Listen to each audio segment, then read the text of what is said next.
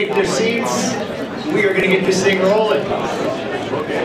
Everybody could find a seat, take the seat, have a seat. Wow, that happened fast. Everybody's ready, excited to do this. What's that? It's the big money. It's the big money we pay. All right, so I can't hear myself from out there, so how does this sound? Does everybody hear me in the back? Thumbs up in the back? All right, well good. I like it, back corner. Welcome to the 4th annual Keep Knoxville Beautiful Summit, everybody. Give yourselves a round of applause for just being here. So we're a small but mighty little organization here. We've been around since 1978, trying to keep Knoxville beautiful through beautification projects, litter eradication, mitigation, education, whatever that is with litter, we've been doing it. But also there's been a lot of public art and murals and plantings and funding of gardens and whatnot through the city and county of Knoxville. So that's what you're going to hear a little bit about today. We've got a heck of a lineup for you, so thank you for all showing up. We're going to have a little slideshow at lunchtime that's going to kind of go a little bit more about KKB, so I'll probably hold off on some of our awesome stats that we've got.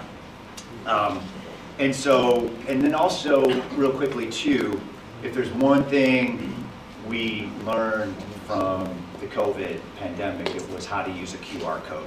And so on your tables, if you're so inclined to donate and find out more about our organization, there's a QR code on each one of the tables. So that's my takeaway from that. So my name is Wayne Koeckeritz. I'm a board member for KKB. I've been in Knoxville for about 3.5 years, so probably one of the newest community members in the room here. But the great thing about Knoxville is it doesn't take long and you can just decide to pitch in. Oh, there's my realtor right there. Hi, Joe. Joe sold me my house. Yeah, thank you. Yeah, did a great job. Go see Joe if you're interested. Which means, yes, we also need to plug our sponsors that are here. We're going to recognize some folks as well. So first thing, I want to recognize our County Commissioner, Kim Frazier. Up over there. All right. I see Councilman Tommy Smith has snuck in right here under the wire. All right. Did I miss anybody else? Because I had a few on my list, but I don't think they've come in. Okay, so good. All right, got that formality out of the way. Sponsors, we've got many. Some of them are against the wall over there. We've got Waste Management as a sponsor. Raise your hand. Go talk with, well, it's WM now. Yes. WM, right? They dropped the waste.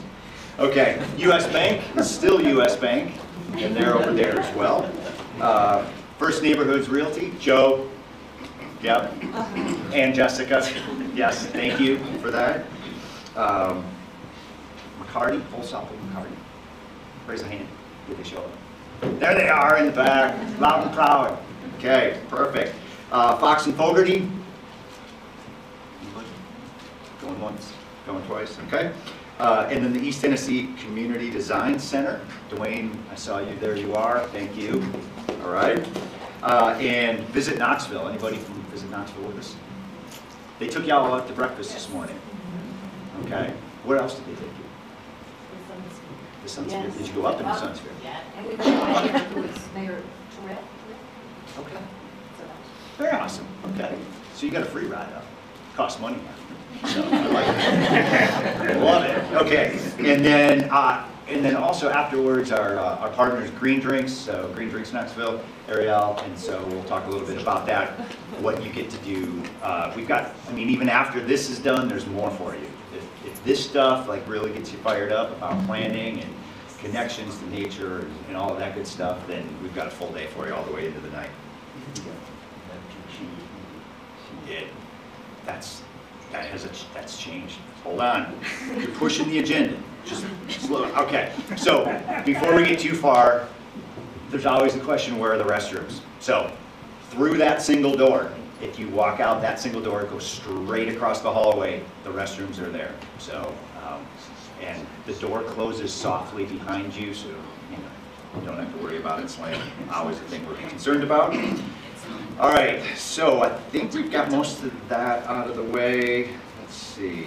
Okay, so we got a bit of a problem today, and that is we have so many topics to cover and so many different ways that this could come out. So it is exciting. We've got a great lineup.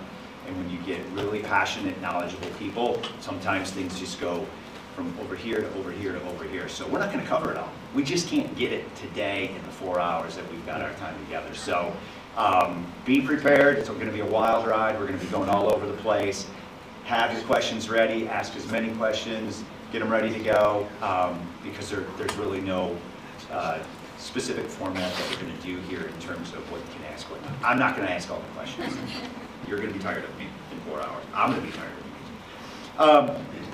Okay, so a quick little trivia quiz to kind of get your, and our guests are not allowed to answer, okay? Because this is specific to the cities that you're representing. So, as you all read, we're going to talk a little bit about some really cool stuff that happened in Birmingham, Alabama, as well as Greenville, South Carolina, and we're sort of bringing this regional aspect in. Now, we do have Baltimore. I didn't include your stats in the quiz.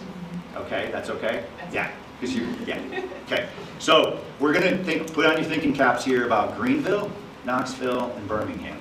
Okay, so by show of hands, who thinks that, and we're going to talk about land mass, like square miles of the city limits, okay? So who thinks that Greenville is the largest? I got one, I got two, okay? Who thinks that Knoxville is the largest? I've got a couple there. And then lastly, that leaves us with Birmingham. Who thinks that's the largest? All right, smart crew. It is Birmingham. 147 square miles is Birmingham city limits. The Knoxville city limits are 99 square miles.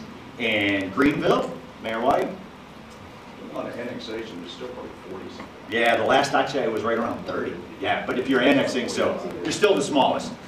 Even if you get to 50, you're still the smallest. Okay, so let's talk about, this is an interesting one here too. So how many people are familiar with MSAs? Metropolitan Statistical Areas. Kind of, it's not just the population of your city, but sort of everything around you, okay? So we're going to talk about MSAs. So, who has the largest MSA? What does MSA stand for? Metropolitan Statistical Area. So it's the population that's not only just in your city limits, but sort of it's a geographic area, suburbs, and other surrounding cities. So Birmingham, Greenville, Knoxville. Okay, so I'm going to go. Birmingham, hands up for the largest MSA. Okay. Greenville. Knoxville. Interesting. Knoxville's actually Knoxville's the smallest. 893,000 in the MSA. Greenville comes in and punching way above their weight at 940,000 in their MSA, because that's Spartanburg, Greenville, Anderson County, all of that. Yep, so you get that. And Birmingham actually tops out at 1.1 million. Okay, so for city populations, Greenville is at 70,000, Birmingham is at 200,000.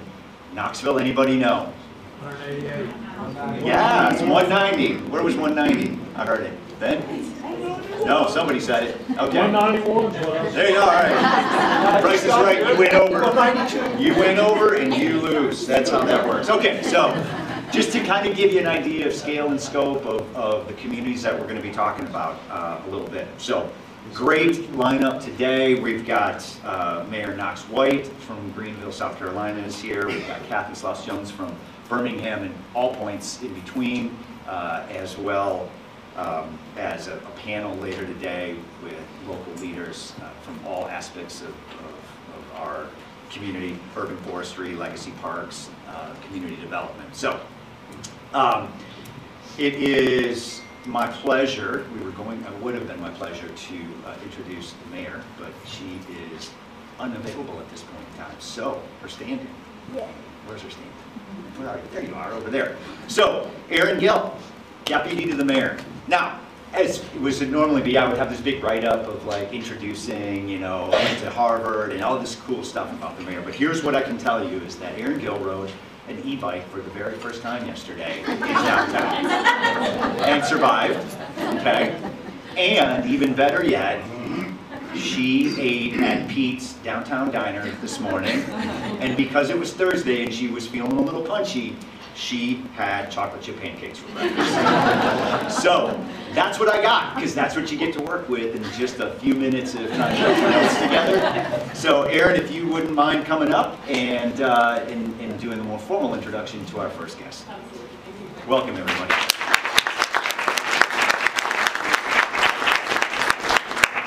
I will let it be known I also wore a helmet while riding my bike, so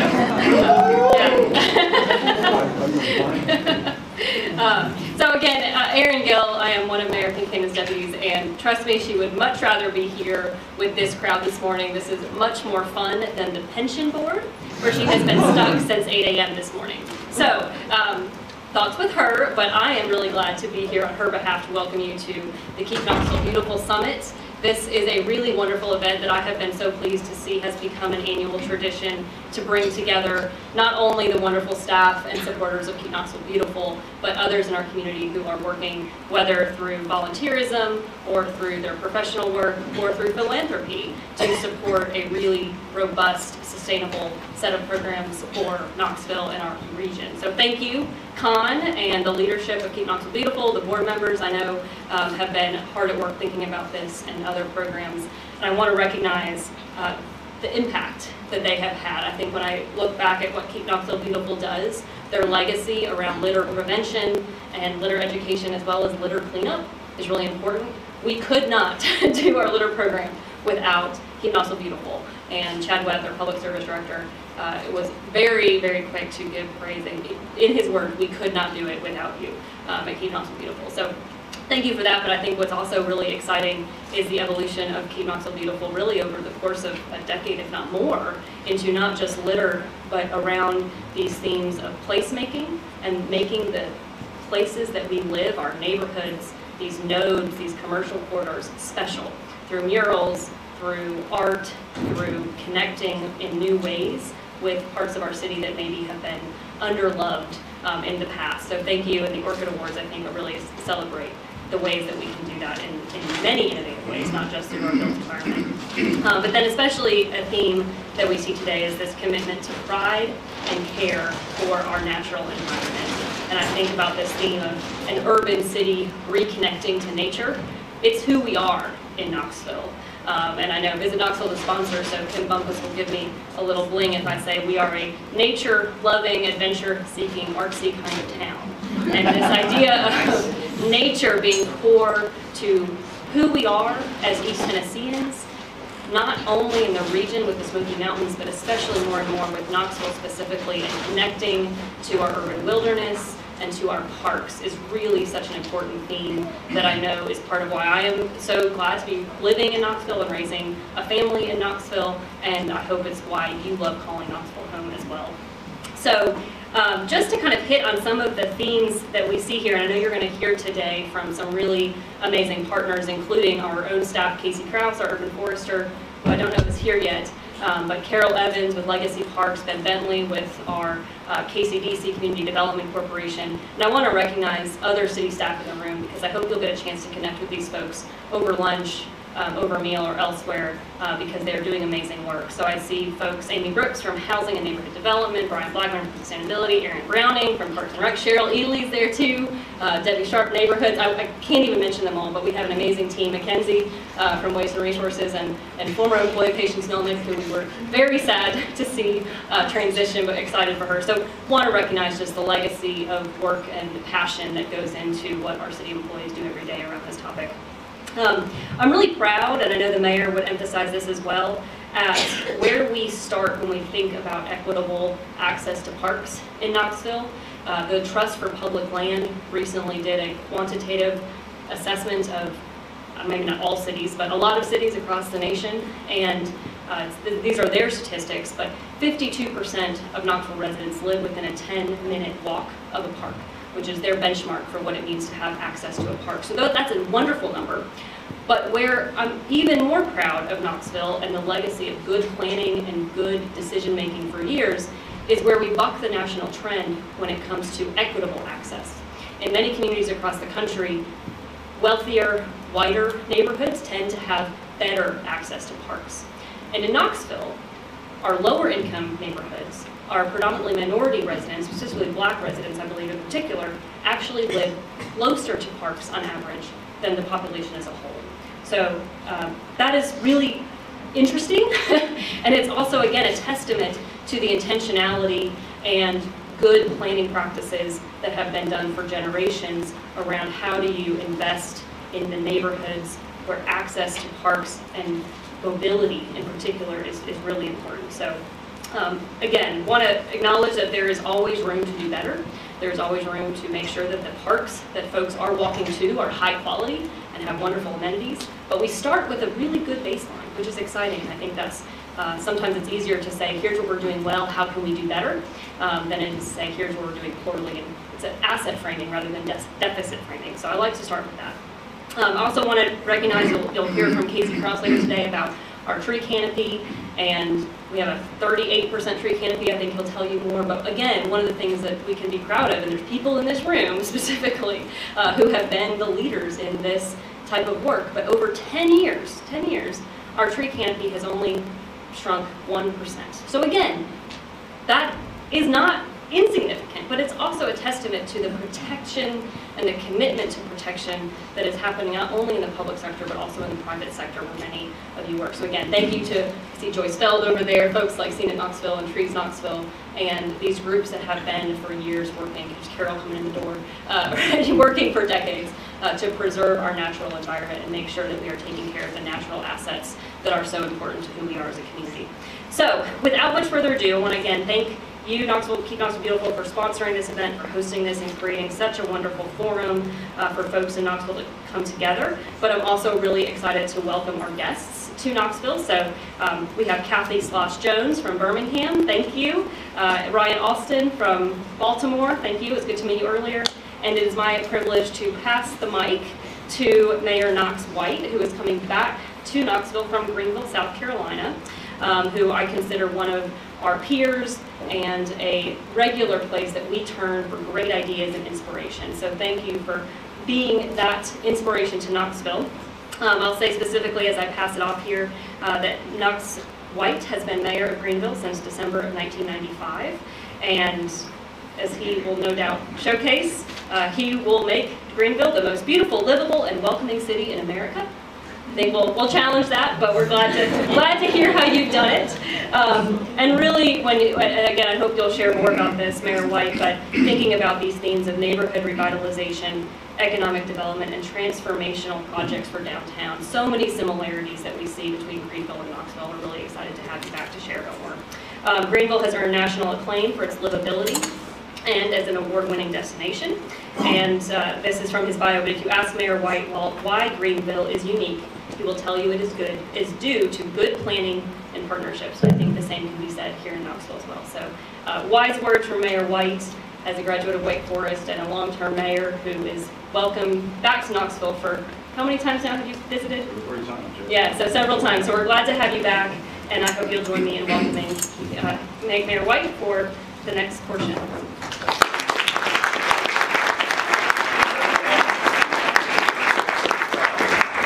Thank you very much, and real pleasure to be here this morning. It's always good to be with people who are like-minded, and before you think, well, everybody thinks this way, no, they don't.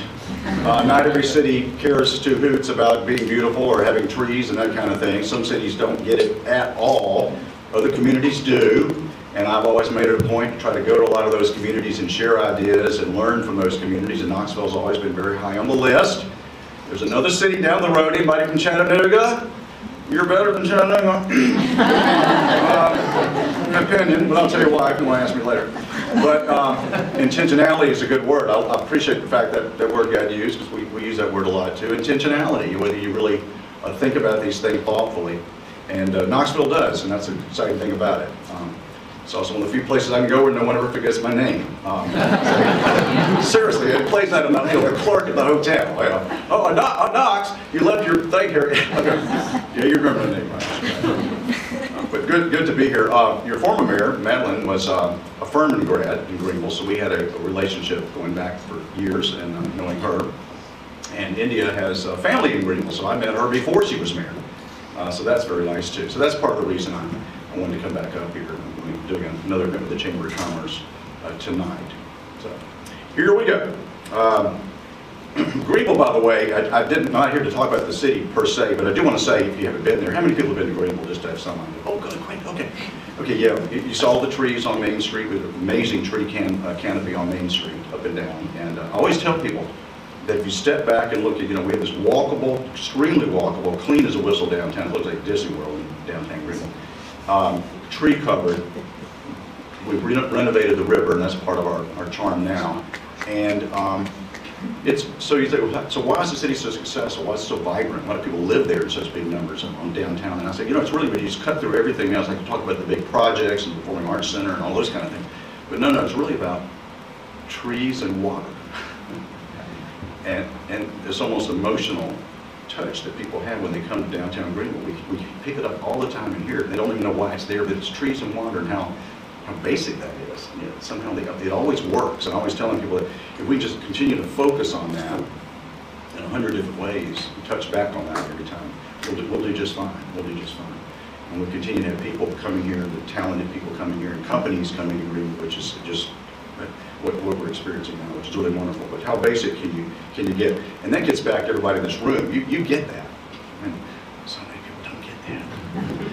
And for those who are doubters, it's hard for me to understand this, but if you don't think that's a driver of economics in the 21st century, you're just missing it completely. It's all about how to keep talented people, how to get the college students to come back to your town, how to get people to want to be there, and then they're the ones who bring the businesses and the people in the future. So that's where it starts.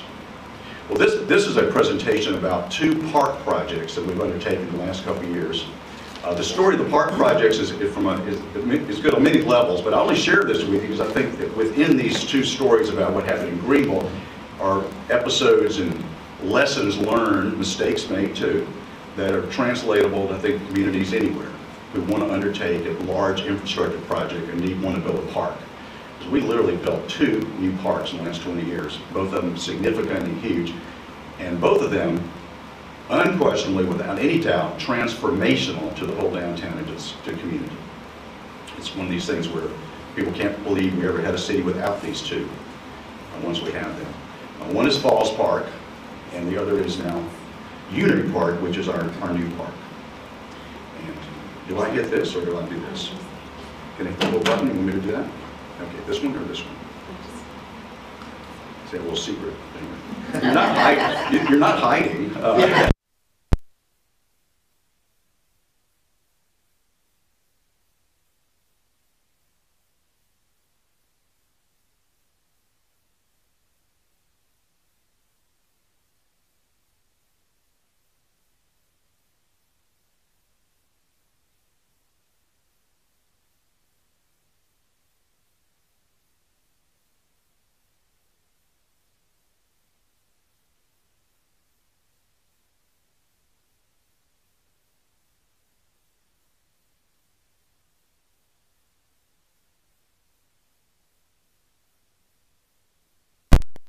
With the trees and the water and everything.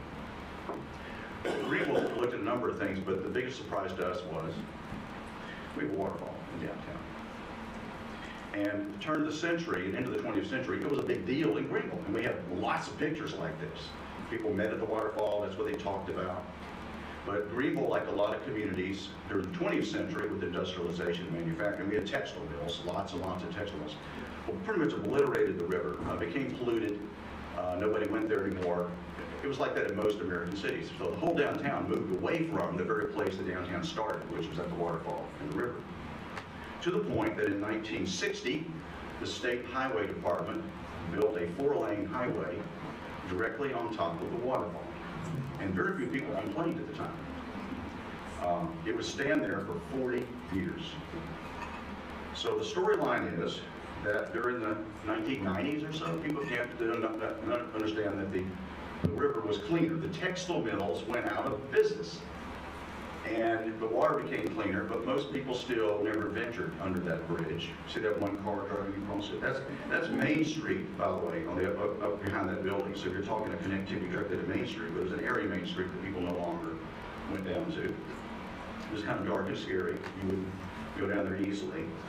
By the time we started talking about, and I mean, I can talk to you guys, you understand, people like you started talking about, you know, we have a waterfall underneath that bridge. No, we don't. Yes, we do.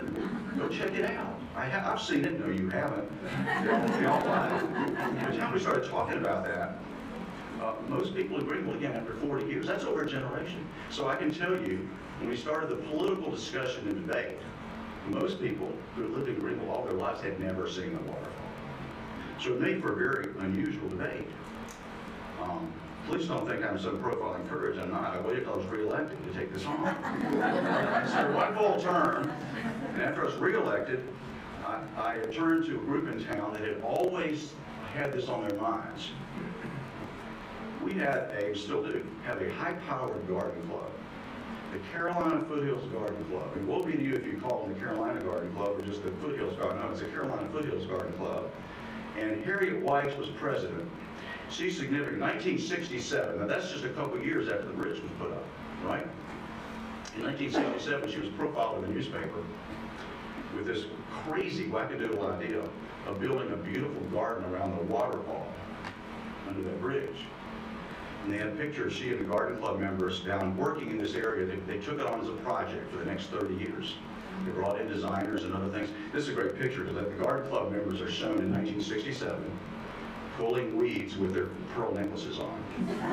Well, isn't that great? So Harriet would lead the charge. So when I was reelected, I visited with Harriet.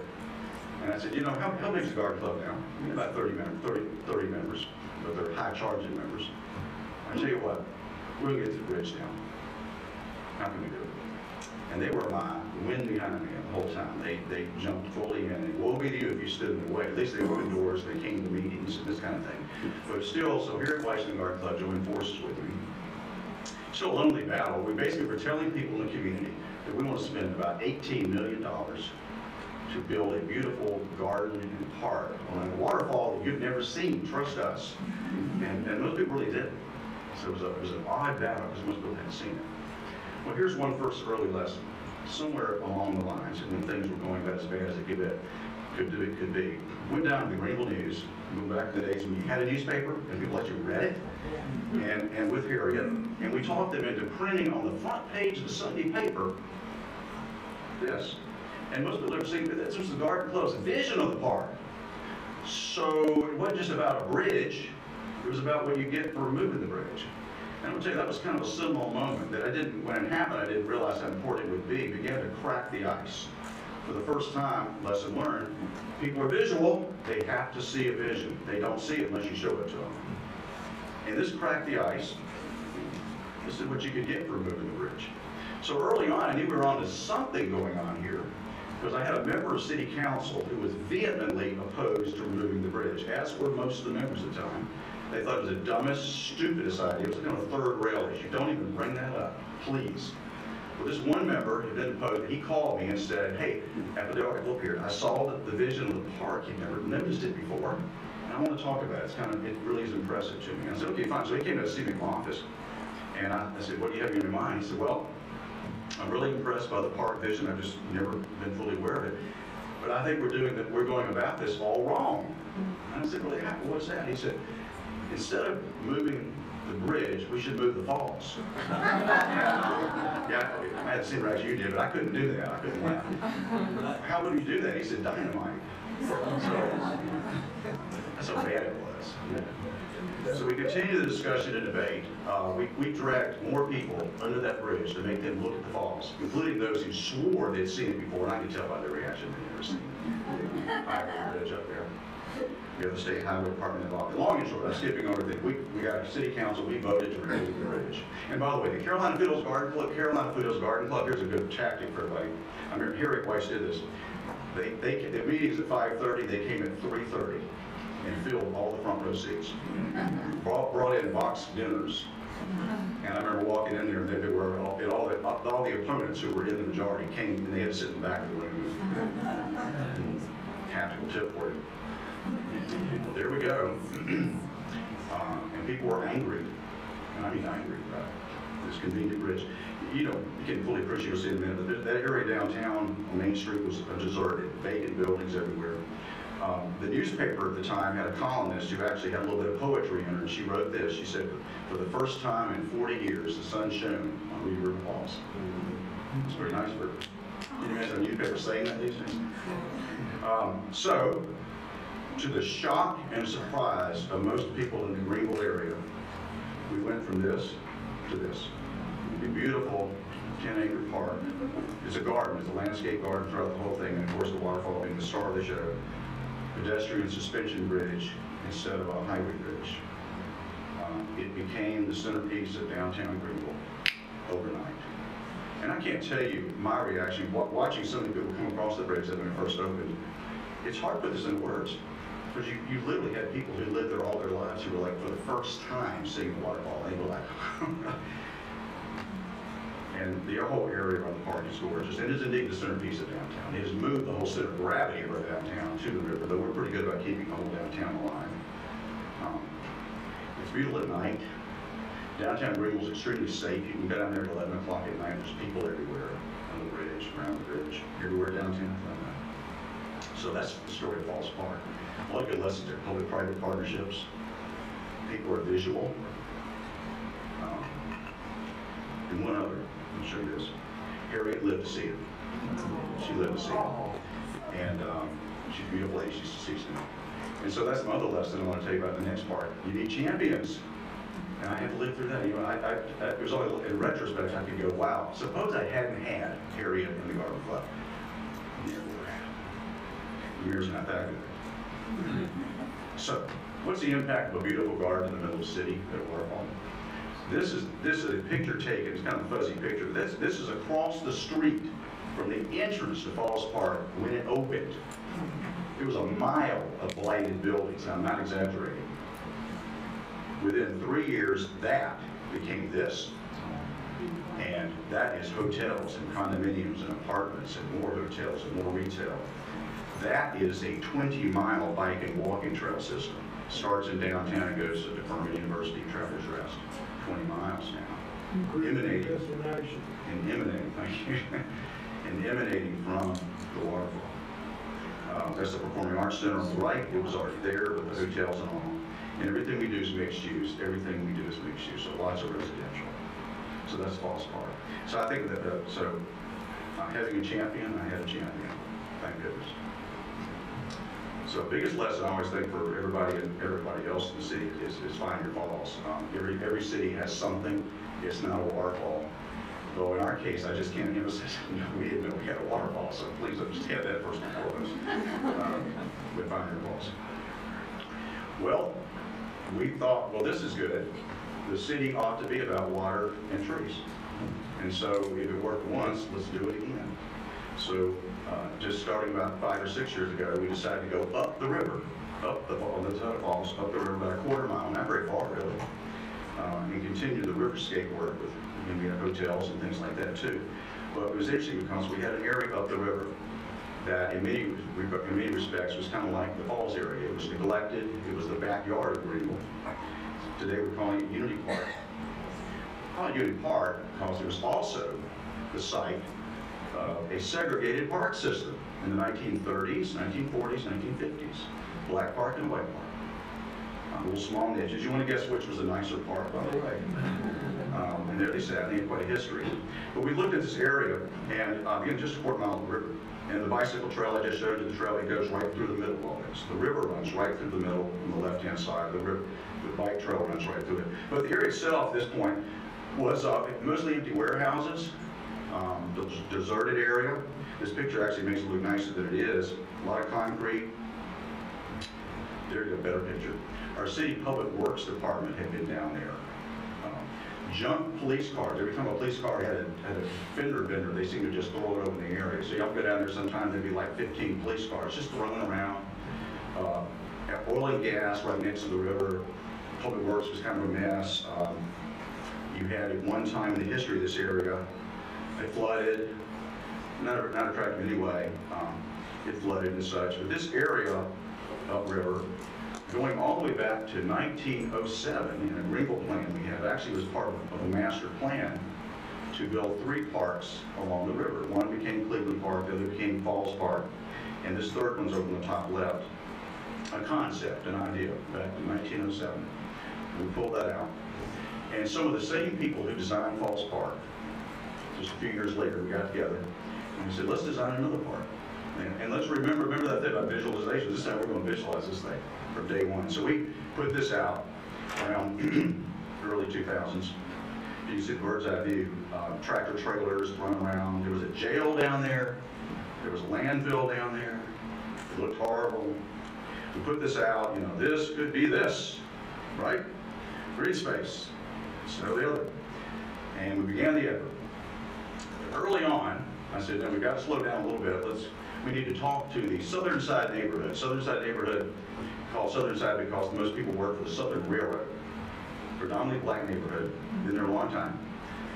It sits on the edge of this area. And we held a neighborhood meeting around early 2000s, about 2009, 2010. Showed them this vision. People are visual, got to show them vision, right? So we did. We're going to build a new park. And the reaction was interesting. One, yeah, we've always wanted this area to be a park. But then more seriously, the words came from a lady who is now Miss Mary Duckett, neighborhood leader then and now. And she stood up and said, we think the park is a great idea. But know this, the city for generations has always put, this is a direct quote, has always put its junk in our backyard. And I thought, wow, Public Works Department. But I learned later, yeah, jail, anything we didn't know what else to do with. It was a vast area. We're talking, get this, 60 acres of land here. And so through that meeting, we also learned about things that happened, and this is where it really gets interesting. They started talking in that meeting about what happened in 1938. This is 2010. I'm listening to people talk about something in 1938. In 1938, I'm going to go back to this. The city of Greenville, this is what's in the neighborhood. A women's stockade jail. Women don't get a jail, they get a stockade. Isn't that right? Police firing range, that's nice to have in your neighborhood, by the way. That's nice to have in your neighborhood. Practice range, city dumps, etc. Learned about that. We see that baseball stadium in the middle. We learned that in 1938, the city of Greenville took the only African-American park in the whole city and cut it in half without any public hearing and put a minor league baseball stadium right smack on half the project. And that was in 1938. And we learned that in 1938, and the memory was still alive in 2014, so we learned that the neighborhood led by Mr. Elijah Holloway, that's his picture with his wife, college educated, first black postman in Greenville, South Carolina. They went to City Hall. Now, in 1938, he led a delegation to City Hall. That was gutsy beyond words, to protest the city taking our land to build a baseball stadium. A story that I had never heard in my life, and I'm a native of Greenville. But everybody in that room knew the story, except me. And there was a protest. Long and short is, he wasn't given much traction to his protest, but the next year, 1939, he did something different. I said he was the first black postman. That turned out to be significant. He knew everybody. He returned to City Hall with a who's who of the Greenville business community, including the president of the Chamber of Commerce in 1939, stood with him to say what the city council had done a year earlier was wrong, and extracted from the mayor and council, who kind of ran to the woods at that point from reading the minutes and understanding what's going on. They promised in 1939 to build a new park in this neighborhood to make amends. 1939. There's the article, Plea for Negro Park. Here's Prince by advocates, including the Greenville Chamber president. Mr. Holloway knew how to make things happen, even in 1939. So what I'm showing you was, we went before that neighborhood with a really nice plan of visual, and they liked it, but in their minds, it brought back memories of the baseball stadium. Here we come again with a new improvement plan for their neighborhood. So Mary and I she became my area wife. She said, if we do this differently, we can get this done. And what different was this. We stepped back. We ripped up the plan. We said, we're going to start over again. This time, a plan for a park in this neighborhood will be grassroots-led. It will be neighborhood-led. So we went through an extremely long process. Neighborhood meetings, listening sessions, the people who live in the neighborhood. What do you want to see in the park? How do you want the park designed? What are the issues? And I'll touch on in a minute. Affordable housing is an issue. Was an issue and is an issue. What kind of amenities do you want for your kids? And keep this one in mind. We had an early meeting where a bunch of young people came and they said, we want a spray park. You'll see in a minute, they got their spray park. We'd like to have a significant piece of architecture. Falls Park has that beautiful bridge, the pedestrian bridge called the Liberty Bridge. We want a Liberty Bridge for our park. So that evolved into an idea for a tower, an observation tower. I'll show you in a minute. 10 stories tall. And this is a picture of a neighborhood going up in a bucket truck to personally pick out how high should it be. It should be high enough to see the mountains. We're on the edge of the Blue Ridge Mountains, by the way. And so it is. I did not go in that bucket truck. You know those bucket trucks they don't go up like this. You know what they do? Oh. I had an intern that summer. I sent my intern up. That's a member of City Council getting ready to go. So we did this for a long period of time. It went on for years. How do you want Unity Park? Oh, we named the new park, but we had a black park and a white park. Hence the name Unity Park. And it's 60 acres instead of just being 10 acres. So long and short, after the process, of a new process, grassroots process, of what do you want to see in the park, a new vision was created, and this time again, the park would be called Unity Park. And the vision was this. And a lot of open space, green fields, the old segregated park baseball field is now a state-of-the-art baseball field, green space, etc. The bike and walking trail system again runs right through the middle of it because it goes on up for 20 miles. So Unity Park was planned, public-private partnership. We put about $40 million in public money into it, hospitality tax, food and beverage tax, and then we raised $20 million in the private sector. BMW, $1 million. Michelin, $1 million. Hospital system, $1 million. Then we had $500,000, $250,000. We raised big money. That's kind of a public-private partnership culture in Greenville to be able to do that. Everybody, at the end of the day, everybody signed up. Foundations, individuals, families, got it done. We opened up in the spring. We opened up on the very day I was invited to come speak to leadership Knoxville and do it by Zoom because this was the very day we opened the park. So let me share with you the park. Real excited to show it to you. There it is. So there's a visualization of where it used to be concrete and warehouses. All those warehouses were bought and torn down. The concrete was removed, and that became the vision of Michelin green, and that's what it looks like today. The river was bulldozed and recreated as an environmentally sound small river creek we have running through the river. That's the Swamp River. Bike trails on both sides of the river here. It's been embraced like nothing else. And it's not just I always tell people, it's not just a park, it's a park with a story. So the whole story that I just told you about the segregated park, about Mr. Holloway, about the past in this area, that story, that narrative has not only been heard, and we didn't know it would be heard or not, it's been heard, it's been embraced by the people who show up, the great diversity you see in the park all the time since the day it opened. Again, this is a quarter-mile from Falls Park. A children's playground, kind of like none other in Greenville now, and it's just been wonderfully embraced. There's the old warehouses, used to be empty warehouses, now it includes a food court in some of those old historic warehouses and welcome center and such. And then I mentioned a minute ago that the kids wanted to play a spray park, so this was our vision of a spray park. If we showed people, $500,000 donation toward that, so that's the vision, that's the reality, and boy was it accepted, widely embraced in the month of July and August. So the park is open, and everyone knows it's called Unity Park, and everyone knows the story of why it's called Unity Park. Everyone knows.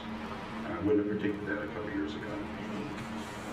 Big open green space. It was kind of funny. Everybody wanted all these amenities, spray parks, playgrounds, lots of things like that. But you know what people mostly want? Grass and trees. Just open space, and they have it in large amounts. We also have a section that will be a big aha moment because it's now big. It's been adopted by BMW. It's a wetlands area. in the back, and it's going to be an education weapons area. It's under construction right now, so we're still building this. And then finally, our tower, we had to raise an additional $5.5 million to make it possible, and we have now raised $5.2 million. So we're just a moment away from building the observation tower. We call the Honor Tower. And just like in Falls Park, let me tell you something, Mary was there to see it. And there she is. And as far as Reverend Holloway, a man who nobody had ever heard of except in that community, when you go to the park, the largest mural in the whole park is Mr. Holloway. 75 years later, the city fulfilled its promise. And that's the story of Unity Park. You can apply.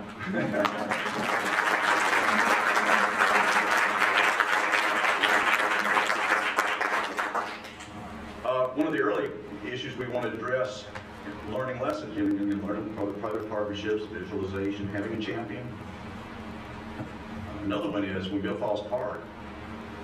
Beyond our wildest imagination, we now have shops and stores and restaurants and condominiums everywhere, for a whole mile past Falls Park. But let me tell you something, those condos and apartments, they are not affordable. We knew that. So early on, even before this park was built, we saw it happening down in this area. We saw in this traditional African-American neighborhood, we saw gentrification on steroids. We saw $1 million condos, about 4 or 5 different projects before the park was actually even started.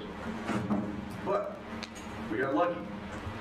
Not only did the city own this green space you see in the middle for generations, because we had the jail there, because we had Hope Works there, we at least owned most of it, but the pieces in orange on the edge of the park are also owned by the city, to our surprise at the beginning. And those pieces of the property, in many places where you don't see orange, there already are $1 million condos sitting on them, okay? The orange pieces are, we own it. Beachfront property. The city of Greenville, City Council, 3 years ago, made the decision we're going to donate all those properties to the Housing Trust Fund for Affordable Housing. We're building the largest footprint of affordable housing in the entire city of Greenville.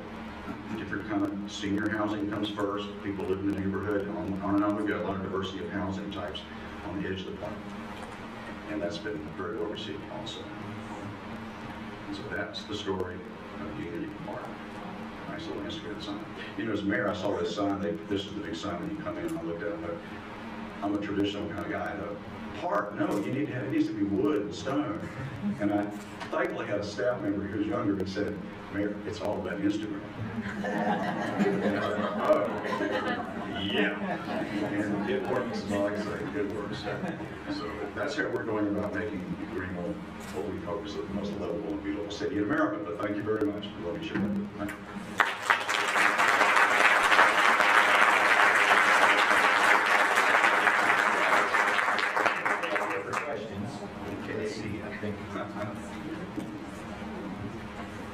We're going to move this around here.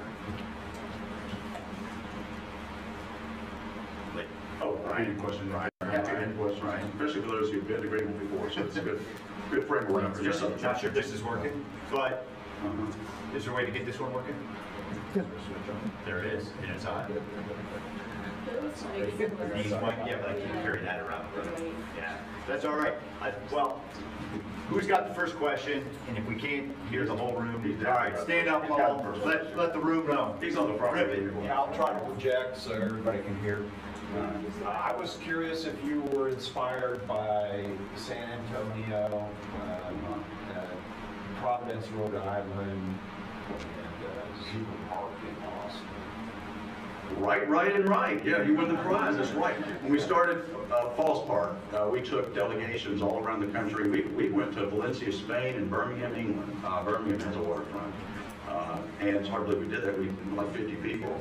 We did try to look at other cities that have riverfronts, of course, San Antonio, and also who have rivers that are really very modest rivers. You got a real river here. Okay, we know that. Ours is a modest river, but what you can do with a small body of water, we did. It was inspiring. Yes, ma'am.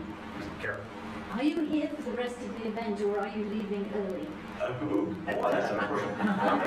I'm here until my crowd speaks. When folks here speak, I don't know if that's a whole program or not, but I just have to watch it.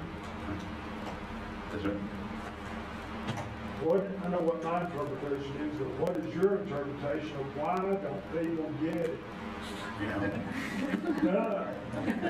They still think it's a frivolity. And I will tell you this, I really mean this, in Greenville, everybody gets it now. They love the downtown, but it's because success breeds success, and it's so obvious now. So maybe I'll put it in political terms you can really understand. Historically, you got the county of Greenville and city of Greenville, and we kind of go in different directions, and they don't get all this stuff we're doing, all this fluffy stuff. Oh, now that they moved their economic development recruitment arm into Main Street of downtown Greenville. And when they recruit businesses to Greenville County, major BMW suppliers, etc., what's the first thing they do? They bring them to downtown Greenville and have dinner, walk around, stay at the hotels. They probably don't even go look at the site till the next day. And that story is now, it's still, I have to kind of pinch myself, but we're now so over that, everybody kind of gets it in the city. On the bike and walking trail system, it's interesting to watch that too. You hear a lot of people, what's that about? Well, now it's like, we want more. And we try to catch up, and we're doing a brand new expansion of Swamp Rabbit Trail, a new 5-mile expansion in the city opening in December, and that was like easy peasy, nobody complained about that, they wanted more. So I hate to say it's kind of chicken and egg, you have to show people success, and then they kind of get it. And in Greenville, at least in my world, in my constituency, I'm very aware that there's kind of a time when they didn't get it, and a time where they really get it, and so Unity Park is a lot easier than was Falls Park.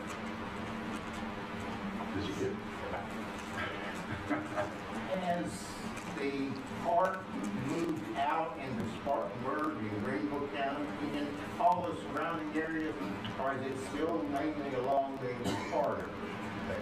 Well, Spartanburg's a long, far away, but the trail is started in the city, then went into the county on the northern side, and now it's going to the southern side, so everybody wants a piece of that. So we've been widely, Greenville County has about 6 other municipalities, and it's a great honor to us that all of our smaller cities have emulated downtown Greenville in their own way, in a very conspicuous way, and they're all really good at it. They're all doing a great job of mixing uses and understanding how important it is to have residential in the downtown and all the things we always preach. So it's more by example than anything else. We have some pretty severely polluted creeks in this city, and I'm wondering what tools or regulations you put in place to keep your river clean and to clean it up further. Our river is really funny. We have mountains close in, and that's kind of our culture too, like it is in Knoxville. We're not in the thick of it like y'all are, but it's very much, 35, 40 minutes away, and a lot of trails and waterfalls and all that kind of stuff.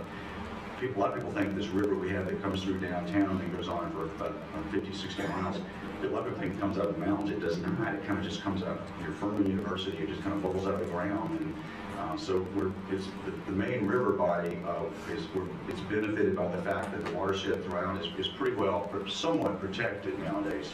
Used to run through heavy industrial sites, and all those old textile mills built in the 1920s and 30s are all condos now and brew pubs, and they don't pollute too heavily. So that's a real benefit to us. So you can't, you don't drink the water by any means, but it's not.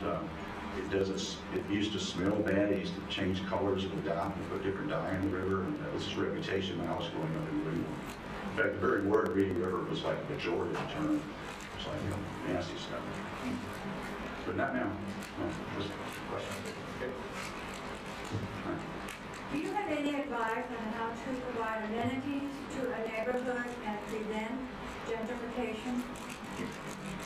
Well, that's a tough thing. You have a whole new conference on that. I'm convicted of you can't turn the market back. But what you can do is shape the market, distort it. In downtown Greenville, we did that years ago when we were just trying to get residential downtown. We took city-owned properties and we made sure we had residential on the city-owned properties downtown. Even parking garages had residential, or baseball stadium had residential, and then we could do it. So I think the model we're using is mainly based like Unity Park, property that we own, that we land bank, that even no matter what's happening around it on that property, we bend the market the way we want to bend it. The more I get into this subject, the more I believe that's the only answer you can have, is to do it where you can do it. But you have to own the land. It helps to own the land. It doesn't cure the problem. You still have a lot of challenges, but owning the land is where it starts. And trying to be strategic about it, where you want those affordable housing neighborhoods to be solidified. But also, you don't have gentrification where you have stable neighborhoods. That's the other lesson. When you have a chance to stabilize a neighborhood that's more middle income, you better do it. And if you do it, they don't get the knocks on the door. They don't get the knocks on, hey, I want to buy this house to build a $600,000, $800,000 house. They don't get it. It's only those areas that are destabilized and weak and vulnerable that get gentrification. That's another observation I would have. Yes, sir. So the whole thing started with taking down a major highway. Yeah. Every time we talk about that locally, whether we talk about James White or we talk about Neyland, we're told, well, you can't do that because it's a federal highway or it's a TDOT thing. It's a non-starter in a conversation. So how did you make that happen? You know, thank you for the question. I mean, I really very seldom get that question, but it should be kind of obvious to everybody. I said it was a state highway. So when Harry and I were working on this project, we were mostly focused on convincing city residents that we needed to do this. But we knew what a bad little secret was. Even if they do decide to do it, we don't own the bridge. So I'm going to tell you, we had something happen that we just got lucky. It was an incredible blessing. It wouldn't happen again. And since you asked the question, I'll tell you the answer. But I can't tell you can replicate it. So Harry and I had an appointment to go to Columbia, South Carolina, our esteemed state capital, to meet with the new director of the highway system, the highway department. She was the first female to be in that post, and her name was Betty Mabry. And I remember very vividly that it was going to be an awkward conversation. We were going to go down to Columbia and tell the director, we have this idea. We want you to give us the bridge. And we're going to show that it had very little usage, even though people swore it did, but we knew numbers wise we could make a case anyway, kind of a bridge to nowhere. It was convenient, so. And we were asking her to give us the bridge so that we could tear it down. We thought, well, how in the world are we going to express this? So anyway, we had to do it, so we did. We set an appointment up. And I was at a reception about a week before that, and somebody came up to me at the reception and asked me if I knew that the new highway director in Columbia was the sister of a friend of mine. Did you know that so-and-so, Mary Freeman's her name, that Mary Freeman's sister is the new highway director? I was like eating a meatball or something. I about spit it out. I remember going, wait a minute, what'd you just say? Yes, Mary Freeman's sister is the new highway. I said, her name, Betty Mabry? She said, yeah, that's her name. I said, you're kidding. We're getting ready to go down to meet her to talk about the bridge and the idea for a park. And this person, I love to know who this person was I was talking to, said to the next, well, you know, I think she's chairman of the Garden Club Council in Columbia. True story. Back in those days, we had something called phone booths. You remember phone booths? I ran to a phone booth and called Harriet. I said, Harriet, I'm at the Commerce Club at a reception. Somebody just came up to me and said that Mary Freeman, who she knows also, sister, is this Betty Mabry we're going to visit. And Harriet said, oh, that Betty Mabry. She called her. And Betty Mabry said, no, don't come to Columbia, I'll come to Greenville. And that is what happened. The chairman of the highway department, at that moment in time, she'd only been in the job a month, came down and she looked at that bridge and all that. And I remember what she said. She said, my gosh, these days you can't build a bridge like this within a mile of a snail darter. And they put this bridge on, so she became our ally. And long and short is, for 6 months, we worked that board and she worked the board. And when the vote finally came, there was a vote of the highway department in South Carolina to give the city of Greenville a bridge. It happened so quick, if you blinked, you missed it. So I've been here a long time now. We've never had anybody in that job who remotely would have ever done that for us. It was just an amazing thing. Amazing year. We got time for one more question. Anybody got one? Yes, ma'am. Building the parks is, of course, absolutely wonderful. We appreciate your presentation. What happens afterwards? For example, your sanitation department, how is it impacted? And the parks department, how is it impacted? It must cost a lot of money to keep these parks up. Yeah. Well, first of all, our public works department, the parks department, used to be on this site in miserable surroundings. Now they're in a state-of-the-art place, several miles away. We actually are in the process. We're going to create a special tax district around it. The area around the park, as you saw and as you might surmise, is already booming, and we have just begun. There's a hotel that wants to locate next to the park. There's a whole bunch of condos and apartments in addition to the affordable housing. And so we're going to create an increment district around it so that in the future tax revenue increases in the area around the park will pay for the maintenance. The good thing is we have that pretty well nailed down. We know exactly what the maintenance of the park is now after just 6 months of operation. And we'll receive way more, about $2 million in new taxes around the park area. But a portion of that will be designated for Deputy Park. That's become a real common tool. Brooklyn Park is very much like that in Brooklyn, the waterfront. I think Millennium Park in Chicago, I think, has a similar arrangement. Parks, you know, we get back to public-private partnerships. You can't do that these days. You can't do what they used to do. The city built a park. You can't do that. You need private money. You've got to do a public-private partnership, and you need some creative financing like that where you take advantage of the increase in tax revenues created by the park. So that's how we're going to do it. You want to squeeze one? You've been dying to squeeze one. I'll try. All right, yeah. I'm usually seeing what's happening after the gentrification is happening with the property taxes. In other words, you've made it nicer, the property tax goes up, and the people that used to be able to afford their food, they're pushed out. So one thought was cap that and then get it later when they sell. Well, yeah, every state's different. In South Carolina, we don't have the authority to do that, which we could. So we do have to wrestle with that issue different ways. Yeah. Hey, while I have y'all, I was not going to show this, but I was going to show you something. When I spoke to leadership in Knoxville, was anybody in attendance at that Zoom call? Okay. Well, I threw this in. Everybody seemed to find it interesting. We have this little Knoxville Greenville connection that I want you to know about. If you come to Greenville and you want to walk and ride your bike on the Swamp Rabbit Trail.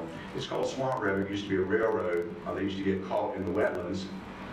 We call them wetlands now. They called swamps back then. The railroads literally sink into the wetlands, and then people call it the Swamp Rabbit. This is the 1920s, 30s, 40s, 50s, and the trail is the rails trail. So it was originally a rail line. But here's the real story. Around the 1920s, the city of Greenville and the city of Knoxville got together and said, let's connect Charleston, Columbia, the port of Charleston, Greenville to Knoxville. And in the literature of the time, the people in Greenville were all starry-eyed about the gateway to the west. You know, Knoxville was a stepping off to the west. And Knoxville, you don't have to tell me, I don't know what the hell you felt. I guess you were going to Charleston or something, but there was something you wanted to dig out of the ground and bring down to Charleston, I remember that. And so it was a grandiose plan. In those days, it did things by subscription with people, investors, invested in it. And it's funny history.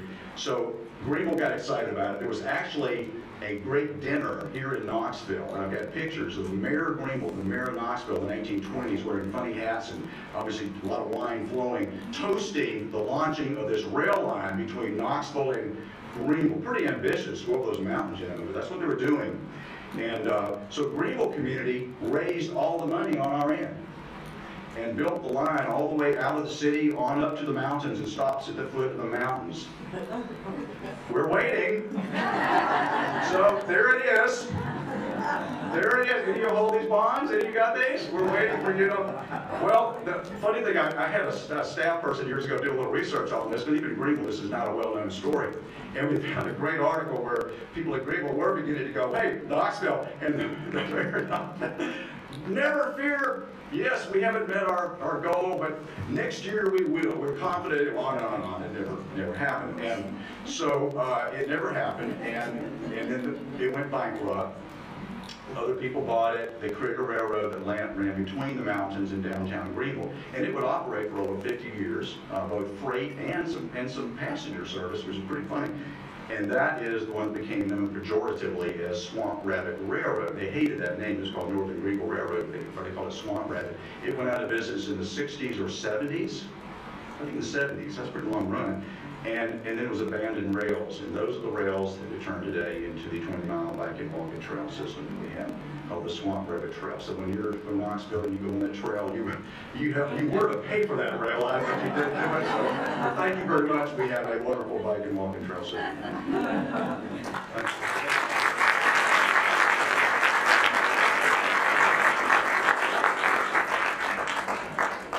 Thank you very much. Man, that was awesome. Really, really good stuff. So we're going to take a break for some lunch now. And so I think we've got some folks who are going to give us a few minutes to get it set up on the back. If you prepaid for lunch, we've got the signs out, we've got water, we've got sodas.